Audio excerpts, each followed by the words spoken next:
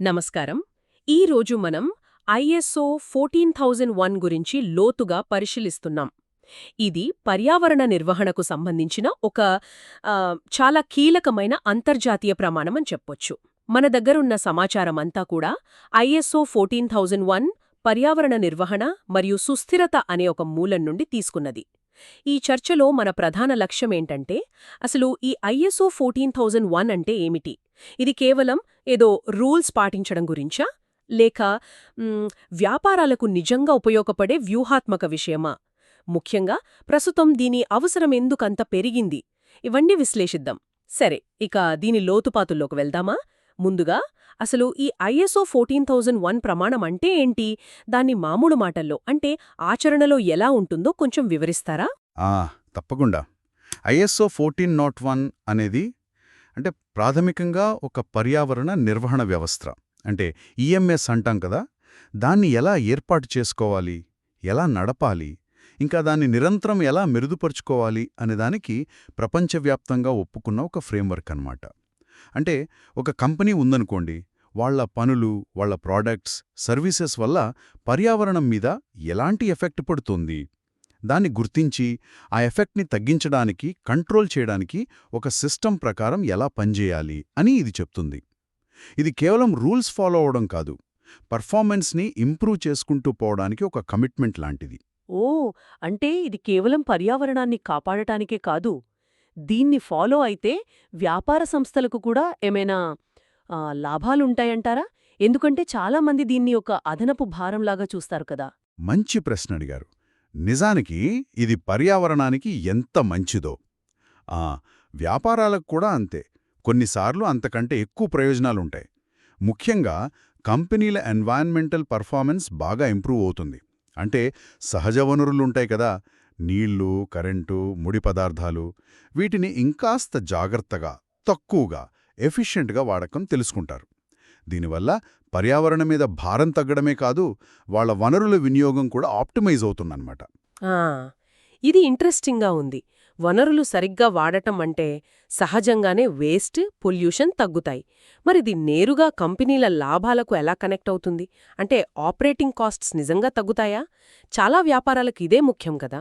అవును, ఖచ్చితంగా తగ్గుతాయి. ఇది ప్రాక్టికల్గా చాలా క్లియర్గా చూస్తాం. వేస్ట్ తగ్గించడం అంటే ఏంటి? దాన్ని కలెక్ట్ చేయడానికి, ట్రాన్స్పోర్ట్ చేయడానికి, ట్రీట్ చేయడానికి అయ్యే ఖర్చులు తగ్గుతాయి. అలాగే ఎనర్జీ సేవింగ్ పద్ధతులు వాడితే కరెంటు బిల్లులు తగ్గుతాయి. రా మెటీరియల్ వాడకం తగ్గితే కొనే ఖర్చులు తగ్గుతాయి. కొన్నిసార్లు వ్యర్థాలను రీసైకిల్ చేయడం ద్వారానో, మళ్లీ వాడటం ద్వారానో అదనపు ఆదాయం కూడా రావచ్చు.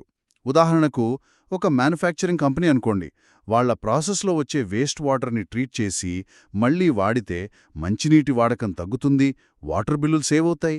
ఇదంతా నేరుగా ప్రాఫిటబిలిటీని పెంచుతుంది. అంటే ఖర్చుల తగ్గింపు అనేది ఒక పెద్ద అట్రాక్షన్.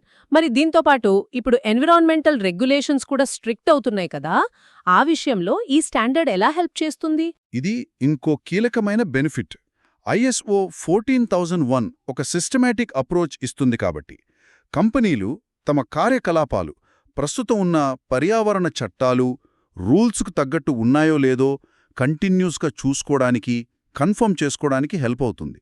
ఇది కేవలం ఉన్న లాస్ని ఫాలో అవడమే కాదు, ఫ్యూచర్లో రాబోయే రెగ్యులేషన్స్కి కూడా రెడీగా ఉండటానికి హెల్ప్ చేస్తుంది. దీనివల్ల గవర్నమెంట్ నుంచి ఫైన్స్ పడే రిస్క్ తగ్గుతుంది, పర్మిషన్స్ తెచ్చుకోవడం ఈజీ అవుతుంది, లీగల్ ప్రాబ్లమ్స్ నుంచి కూడా రక్షణ దొరుకుతుంది. ఇది రిస్క్ మేనేజ్మెంట్లో ఒక ముఖ్యమైన భాగం అన్నమాట. ఓకే, ఖర్చులు తగ్గుతాయి, లీగల్ ఇష్యూస్ తప్పుతాయి, బావుంది. కానీ బిజినెస్ రెప్యుటేషన్ సంగతేంటి? ఈ రోజుల్లో కస్టమర్లు, ఇన్వెస్టర్లు కేవలం ప్రొడక్ట్ క్వాలిటీనే కాదు కదా, కంపెనీ ఎథిక్స్, ఎన్విరాన్మెంటల్ రెస్పాన్సిబిలిటీని కూడా బాగా గమనిస్తున్నారు. ఐఎస్ఓ 14001 సర్టిఫికేషన్ నిజంగా మార్కెట్లో కంపెనీ విలువను పెంచుతుందా? నిస్సందేహంగా పెంచుతుంది. ప్రస్తుత మార్కెట్లో ఎలా ఉందంటే, పర్యావరణ బాధ్యత అనేది ఒక ఆప్షన్ కాదు, చాలా సెక్టర్స్లో అది ఒక బేసిక్ ఎక్స్పెక్టేషన్ అయిపోతుంది. ఐఎస్ఓ 14001 సర్టిఫికేషన్ ఉందంటే ఆ కంపెనీకి పర్యావరణం పట్ల ఒక కమిట్మెంట్ ఉందని నమ్ముతారు. ఇది బ్రాండ్ ఇమేజ్ని, కంపెనీ రెప్యుటేషన్ని బాగా పెంచుతుంది. పర్యావరణం గురించి ఆలోచించే కస్టమర్లు అలాంటి కంపెనీల ప్రోడక్ట్స్నే ఎక్కువగా ఇష్టపడుతున్నారు. ఎంప్లాయీస్ కూడా Hmm. అలాంటి కంపెనీలో పనిచేయడానికి గర్వపడతారు. ఇది ఎంప్లాయీ రిటెన్షన్కి కూడా హెల్ప్ అవుతుంది. అంతేకాదు ఇన్వెస్టర్లు, ముఖ్యంగా ఈఎస్జీ ఫ్యాక్టర్స్కి ఇంపార్టెన్స్ ఇచ్చేవాళ్ళు, ఐఎస్ఓ 14001 ఫాలో అయ్యే కంపెనీల్లో ఇన్వెస్ట్ చేయడానికి ఎక్కువ ఇంట్రెస్ట్ చూపిస్తారు. గవర్నమెంట్ టెండర్లు, ఇంటర్నేషనల్ బిజినెస్ డీల్స్లో కూడా ఇదొక ముఖ్యమైన క్వాలిఫికేషన్. కొన్నిసార్లు కంపల్సరీ కూడా అవుతుంది. ఇది మార్కెట్లో కాంపిటీషన్ని తట్టుకోవడానికి హెల్ప్ చేస్తుంది. అంటే ఫైనాన్షియల్ బెనిఫిట్స్, లీగల్ ప్రొటెక్షన్తో పాటు better brand value, market competitiveness, investor attraction, wow! ఇవన్నీ బిజినెస్లకు లాంగ్ టర్మ్లో చాలా హెల్ప్ అవుతాయి. ఇక్కడ ఇంట్రెస్టింగ్ పాయింట్ ఏంటంటే ఇవి కేవలం బయట కనిపించే లాభాలే కాదు, ఇది కంపెనీ ఇంటర్నల్ కల్చర్ మీద, లాంగ్ టర్మ్ స్ట్రాటజీస్ మీద కూడా ఎఫెక్ట్ చూపిస్తుందని అంటున్నారు. కార్పొరేట్ సోషల్ రెస్పాన్సిబిలిటీ అంటే సిఎస్ఆర్ లక్ష్యాలతో ఇదెలా లింక్ అవుతుంది? సరిగ్గా చెప్పారు. ఐఎస్ఓ 14001 ఇంప్లిమెంటేషన్ అనేది ఏదో ఒక డిపార్ట్మెంట్ పని కాదు. అది మొత్తం కంపెనీ కల్చర్లో భాగమవ్వాలి. పర్యావరణ బాధ్యతను కంపెనీ వాల్యూస్లో ఒకటిగా మార్చడానికి ఇది హెల్ప్ చేస్తుంది. ఇది ఎంప్లాయీస్లో కూడా ఎన్విరాన్మెంటల్ అవేర్నెస్ని పెంచుతుంది. ఇక సిఎస్ఆర్ విషయానికొస్తే, ఎన్విరాన్మెంటల్ ప్రొటెక్షన్ అనేది సిఎస్ఆర్లో ఒక మెయిన్ పిల్లర్ కదా. ఐఎస్ఓ 14001 స్టాండర్డ్స్ పాటించడం వల్ల కంపెనీలు తమ సిఎస్ఆర్ రిపోర్ట్స్లో ఎన్విరాన్మెంటల్ పర్ఫార్మెన్స్ గురించి నమ్మదగిన, వెరిఫైడ్ ఇన్ఫర్మేషన్ ఇవ్వగలుగుతాయి. ఇది స్టేక్ హోల్డర్స్కి కంపెనీ మీద నమ్మకాన్ని పెంచుతుంది, ఇంకా కంపెనీ సస్టైనబిలిటీ గోల్స్ని రీచ్ అవ్వడానికి ఒక స్ట్రాంగ్ ఫౌండేషన్ వేస్తుంది. అద్భుతం! వ్యాపారాలకు ఇన్ని రకాలుగా ఉపయోగపడుతుంది అనడంలో డౌట్ లేదు. మరి ఈ స్టాండర్డ్స్ని పాటించడం వల్ల కేవలం ఆయా కంపెనీలకే కాకుండా మనం ఉంటున్న సొసైటీకి, ఎన్విరాన్మెంట్కి మొత్తంగా ఎలాంటి మేలు జరుగుతుంది? ఒక్కో కంపెనీ చేసే చిన్న మార్పు పెద్ద మార్పుకు ఎలా దారితీస్తుంది? దీన్ని మనం కొంచెం పెద్ద పిక్చర్లో చూడాలి. ఇప్పుడు వందలు, వేల కంపెనీలు ఐఎస్ఓ 14001ని యాక్సెప్ట్ చేసి వాళ్ల ఎన్విరాన్మెంటల్ ఇంపాక్ట్ని తగ్గించుకోవడానికి ట్రై చేస్తే దాని మొత్తం ఎఫెక్ట్ పర్యావరణం మీద చాలా పాజిటివ్గా ఉంటుంది. మెయిన్గా ఇండస్ట్రియల్ యాక్టివిటీస్ వల్ల వచ్చే గాలి, నీరు, నేల కాలుష్యం తగ్గుతుంది. కార్బన్ ఫుట్ప్రింట్ తగ్గడం వల్ల క్లైమేట్ చేంజ్ని తగ్గించే గ్లోబల్ ఎఫర్ట్స్కి ఇది హెల్ప్ చేస్తుంది.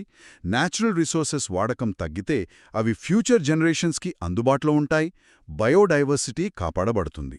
అంటే ఇది ఇండైరెక్ట్గా ఐక్యరాజ్యసమితి చెప్పిన సస్టైనబుల్ డెవలప్మెంట్ గోల్స్ అంటే SDGs ని రీచ్ అవ్వడానికి కూడా హెల్ప్ చేస్తుందన్నమాట. ముఖ్యంగా clean water and sanitation SDG 6, affordable and clean energy SDG 7, responsible consumption and production SDG 12, climate action SDG 13 ఇలాంటి వాటికి డైరెక్ట్గా హెల్ప్ చేస్తుంది కదా. ఇది గ్రీన్ ఇన్నోవేషన్ని కూడా ప్రోత్సహిస్తుంది. తమ ఎన్విరాన్మెంటల్ పర్ఫార్మెన్స్ని ఇంప్రూవ్ చేసుకోవాలనే టార్గెట్తో కంపెనీలు కొత్త టెక్నాలజీస్ని, ప్రాసెస్లని, ప్రోడక్ట్స్ని డెవలప్ చేయడానికి మోటివేట్ అవుతాయి. ఉదాహరణకు, తక్కువ పొల్యూషన్ ఇచ్చే ప్రొడక్షన్ మెథడ్స్, రెన్యూవబుల్ ఎనర్జీ వాడకం, వేస్ట్ తగ్గించే ప్యాకేజింగ్ ఇలాంటివి.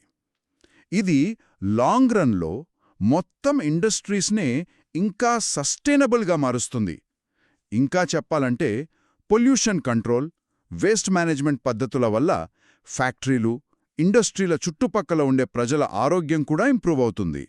మంచి గాలి, నీరు, క్లీన్ ఎన్విరాన్మెంట్ ఇవి ప్రజల క్వాలిటీ ఆఫ్ లైఫ్ని పెంచుతాయి.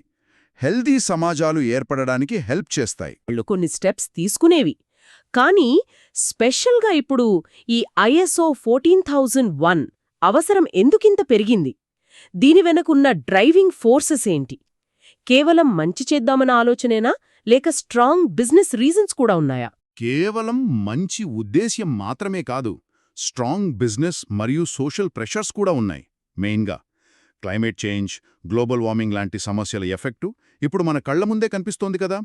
విపరీతమైన వాతావరణ మార్పులు, వరదలు, కరువులు, తుఫానులు ఇవి చాలా ఫ్రీక్వెంట్గా, సివియర్గా వస్తున్నాయి. ఇది బిజినెస్ ఆపరేషన్స్కి, సప్లై చైన్స్కి డైరెక్ట్గా డిస్టర్బెన్స్ కలిగిస్తోంది. దీనికి రెస్పాన్స్గా ప్రపంచవ్యాప్తంగా గవర్నమెంట్స్ చాలా స్ట్రిక్ట్ ఎన్విరాన్మెంటల్ రెగ్యులేషన్స్, లాస్ తెస్తున్నాయి. కార్బన్ ప్రైజింగ్, ప్లాస్టిక్ వాడకం మీద ఆంక్షలు, పొల్యూషన్ కంట్రోల్ స్టాండర్డ్స్ని ఇంకా స్ట్రిక్ట్ చేయడం ఇవన్నీ కామన్ అయిపోయాయి. ఈ రూల్స్కి తగ్గట్టు నడవకపోతే పెద్ద ఫైన్స్, ఒక్కోసారి బిజినెస్ మూసేయడం ఇలాంటివి ఫేస్ చేయాల్సొస్తుంది. ISO 14001 ఈ రెగ్యులేటరీ కాంప్లెక్సిటీని నావిగేట్ చేయడానికి ఒక సిస్టమాటిక్ వేని చూపిస్తోంది. ఓకే. గవర్నమెంట్స్ నుంచి ప్రెషర్ ఒకవైపు, మరి ఇంకోవైపు కస్టమర్ల నుంచి, ఇన్వెస్టర్ల నుంచి కూడా ప్రెషర్ పెరుగుతోంది అంటున్నారు. అవును. ప్రజలు తాము కొనే వస్తువులు, వాడే సర్వీసులు, ఇన్వెస్ట్ చేసే కంపెనీలు ఇవి పర్యావరణానికి, సమాజానికి హాని చెయ్యకూడదని బలంగా కోరుకుంటున్నారు కదా? అవును. ఇది చాలా ఇంపార్టెంట్ చేంజ్. ఇప్పుడు కన్జ్యూమర్స్, ముఖ్యంగా మిలీనియల్స్, జెన్జీ జనరేషన్ వాళ్ళు కేవలం ప్రైస్, క్వాలిటీనే కాదు, బ్రాండ్ వాల్యూస్ని, దాని ఎన్వైర్మెంటల్ సోషల్ ఇంపాక్ట్ని కూడా చూస్తున్నారు. పర్యావరణ బాధ్యత లేని కంపెనీలను బాయ్కాట్ చేయడానికి కూడా రెడీ అవుతున్నారు. సోషల్ మీడియా ఈ విషయంలో పెద్ద రోల్ ప్లే చేస్తోంది.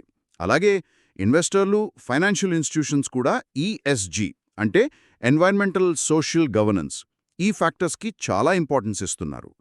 ఎన్వైర్మెంటల్ రిస్క్స్ని సరిగ్గా మేనేజ్ చేయని కంపెనీలలో ఇన్వెస్ట్ చేయడం రిస్క్ అని ఫీల్ అవుతున్నారు.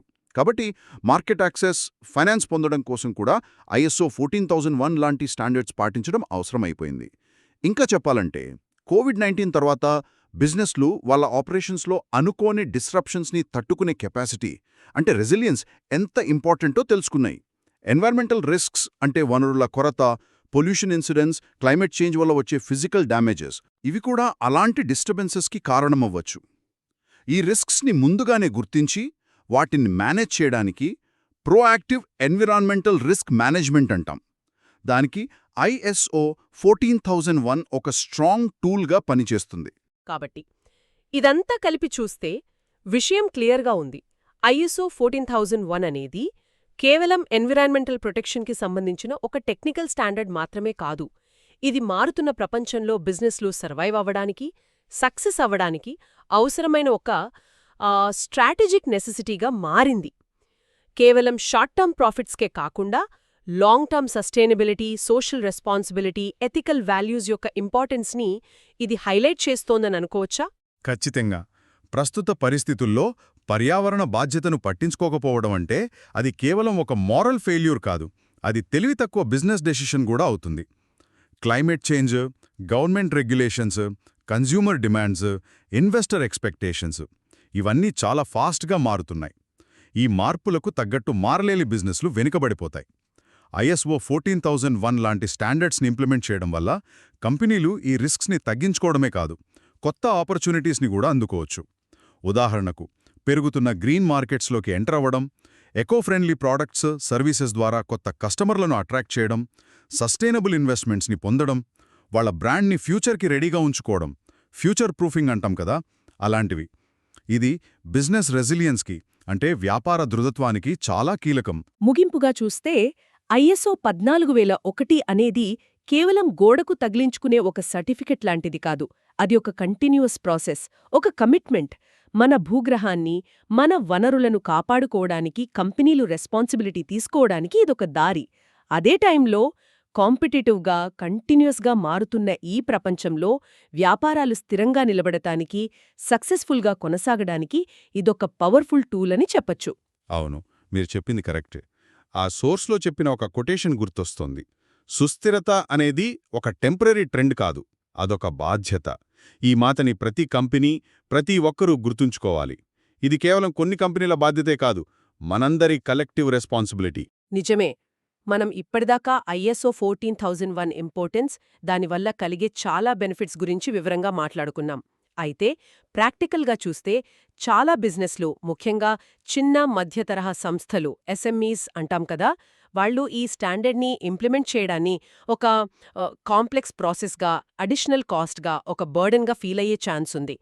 మరి ఈ ఆలోచన విధానాన్ని ఎలా మార్చగలరు? ISO 14001 అమలును కేవలం రూల్స్ ప్రకారం చెయ్యాల్సిన పనిగా కాకుండా లాంగ్ టర్మ్లో మంచి ఫైనాన్షియల్, స్ట్రాటజిక్ బెనిఫిట్స్ని, కాంపిటిటివ్నెస్ని, సస్టైనబిలిటీని ఇచ్చే ఒక స్మార్ట్ ఇన్వెస్ట్మెంట్గా ఎలా చూడగలవు అనే యాంగిల్లో కంపెనీలు, ముఖ్యంగా వాళ్ల లీడర్షిప్ ఇంకాస్త లోతుగా ఆలోచించాల్సిన అవసరముందేమో.